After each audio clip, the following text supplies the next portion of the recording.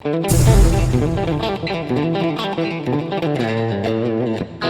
give you a really cool visual of the three different types of theoretical inversions, we call the first one the root position, or root, we can say root inversion, but it's just the standard position of a chord, which is the root, the third, and the fifth. Then we get a common term which is called the first inversion.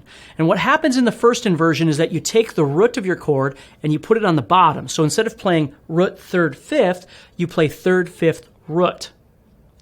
And then the second inversion, you drop the third down, so you're going to play root, third, fifth. Okay? These are just common theoretical voicings that you use on piano.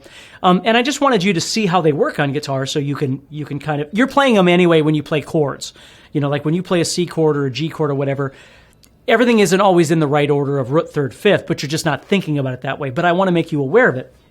So for instance, if we took something real basic like the C major chord, which is C, E, and G, if you did this, if you went up with your pinky on the note C, okay, the 8th fret of the 6th string, we'll put our pinky there. We'll put our ring finger on the 7th fret of the 5th string, which is E, and we'll put our first finger on the 5th fret of the 4th string, that's G. You're playing a C major chord in its root inversion, in its root position. Just like you do here. It's just the way it's supposed to be. First position, remember, in first position, you're taking the root and you're putting it on the bottom. So your inversion would be third, fifth, root. We call that the first inversion. So what I can do to show you the example, I'm going to go up to the 12th fret, and that's E, and then I'm going to play G on the 10th fret of the 5th string, and then I'm going to play the root down here on the 10th fret of the 4th string. So that's the same notes.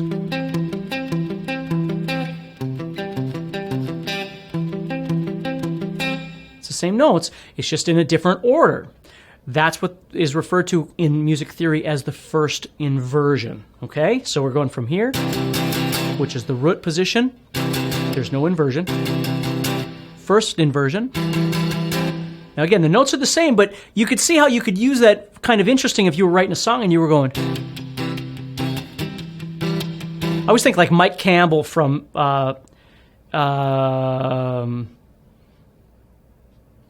I totally lost his name.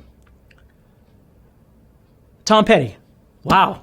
Mike Campbell from Tom Petty does a lot of inversion stuff when he plays. And again, it's chord fragmenting. That's really what it is, but it sounds awesome. So you could have this thing. Rush. Alex Lifeson from Rush does a lot of this stuff too. So you see, it brings up the sound a little bit. It's the same notes, but it's just a different inversion. And because the E is now on the top, it's prominent. Okay, now the second inversion, we would drop the third down on the bottom. So now we'd have the fifth, root, and third. Fifth, root, and third. So what I'm going to do there is I'm going to go up to the G. I'm on the 15th fret now.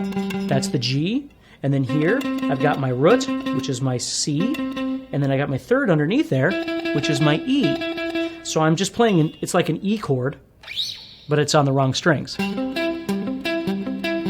Okay, so I've got my fifth, my root, and my third. So I'm playing 15, 15, 14. Which could be played down here, obviously, the octave lower. It's pretty meaty down there. But anyway, so I've got my C in its normal root position. First inversion. Second inversion. And you can hear the sound quality. Now again, if I'm playing Slayer, I don't know that really matters that much. Maybe it does, maybe it doesn't. But if you're playing actual, like open chords, acoustic stuff, these things make a huge difference.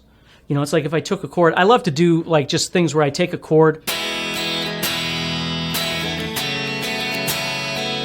and move like the shapes around and try and come up with unique and interesting sounds, which is really kind of fun to do.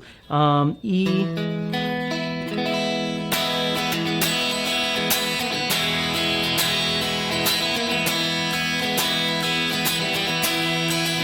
They're just subtle differences, but they sound really neat, and they could, of course, lead to some other kinds of creativity in your playing or your songwriting or whatever it might be.